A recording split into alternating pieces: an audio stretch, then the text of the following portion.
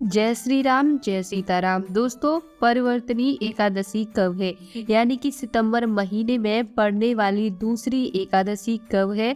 इसकी पूजा का शुभ मुहूर्त क्या रहेगा? पूजा विधि क्या रहेगी? पूजा के दौरान क्या क्या करना चाहिए और इस दिन कौन से नियमों का पालन करना चाहिए? इसका पारण कैसे करना है? पूजा का शुभ मुहूर्त क्या रहेगा? और साथ ही साथ मनवांछित इच्छाओं की पूर्ति के लिए इस दिन कौन सा उपाय करना चाहिए जिससे आपकी हर मनोकामना पूर्ण हो जाए और भगवान श्री हरि की कृपा के साथ साथ माता लक्ष्मी की कृपा आपको प्राप्त हो जाए। आज की इस वीडियो में हम आपको एकादशी से जुड़ी संपूर्ण जानकारी देने वाले हैं, तो जानने के लिए मेरे साथ बने रहिए वीडियो के अंत तक। देखिए, हिंदू धर्म में एकादशी का सबसे ज्यादा महत्व होता है। कहते हैं सारे व्रत एक तरफ और एकादशी का व्रत एक तरफ। जब तक व्यक्ति एकादशी का व्रत नहीं रहता तो किसी भी व्रत को रहने से उसको उस व्रत का कोई पुण्य फल प्राप्त नहीं होता है। देखिए, हिंदू धर्म में एकादशी तिथि का सबसे ज्यादा महत्व होता है और हर महीने में जो एकादशी तिथियां होती हैं वो 2 पड़ती है। और जिस वर्ष अधिक मास होता है उस समय 26 एकादशी होती है और साधारण वर्ष में 24 एकादशी होती है। देखिए, आज की इस वीडियो में हम बात करने वाले हैं भाद्रपद मास के शुक्ल पक्ष की एकादशी, जिसे हम परिवर्तनी एकादशी कहती है, ये कब है। हिंदू धर्म में एकादशी तिथि का सबसे ज्यादा महत्व होता है और हिंदू धर्म में पड़ने वाली हर महीने में 2 एकादशियां होती है, एक शुक्ल पक्ष में, दूसरी होती है कृष्ण पक्ष में। साल में 24 एकादशी होती है जैसा कि मैंने आपको बताया, और जो एकादशी होती है वो भगवान विष्णु को अति प्रिय होती है। एकादशी की पूजा में भगवान विष्णु की पूजा अर्चना की जाती है।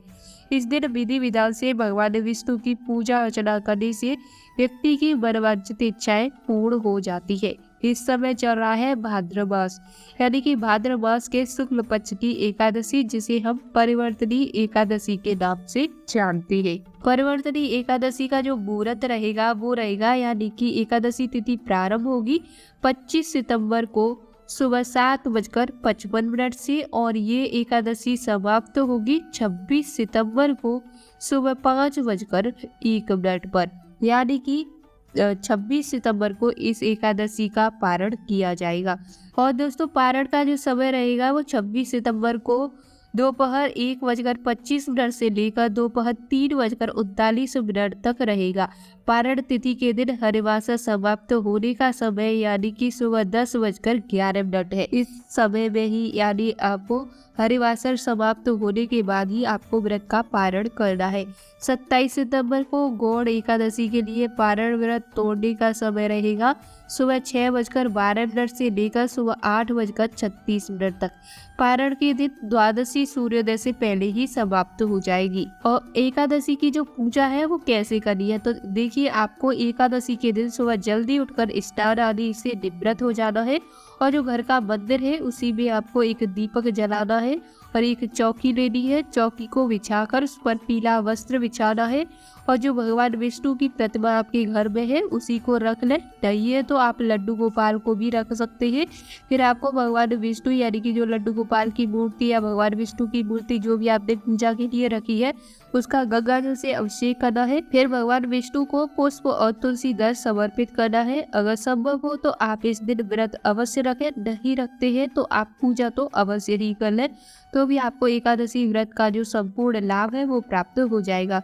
फिर आपको एकादशी व्रत की कथा सुननी है और फिर भगवान विष्णु की आरती करनी है।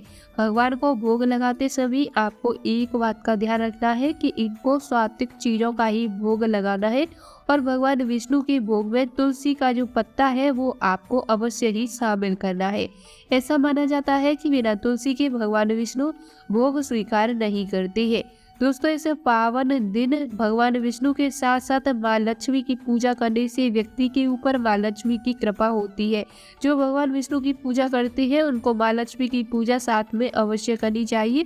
धन की देवी माँ लक्ष्मी है, तो इसलिए आपके घर में धन धान्य की कमी नहीं होती है।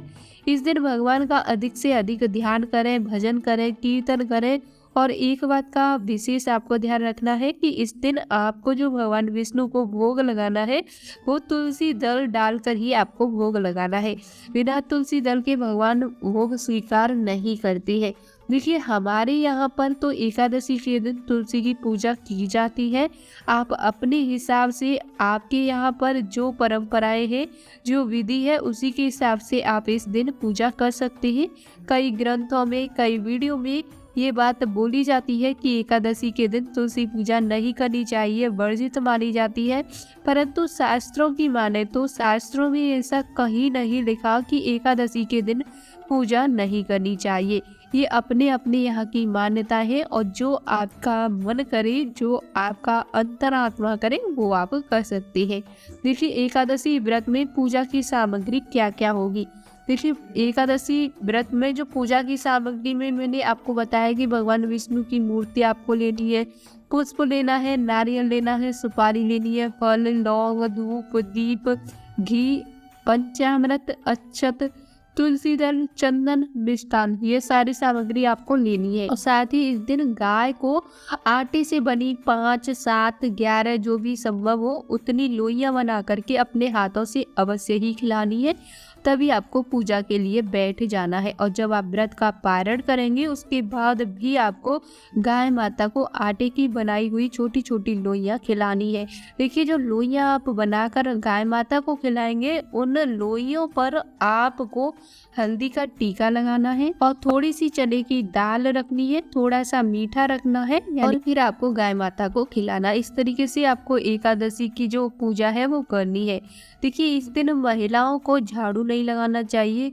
ऐसा कहती है कि झाड़ू लगाने से जो छोटे छोटे जीव होते हैं वो मर जाते हैं तो उनका पाप आपके ऊपर चढ़ जाता है। साथ ही इस दिन आपको किसी से लड़ाई झगड़ा नहीं करना, ना ही किसी से कुटु वचन बोलने हैं और अपने घर में शांति का वातावरण बनाए रखना है, क्योंकि जो माता लक्ष्मी होती है उनको शांति बहुत ज़्यादा प्रिय होती है।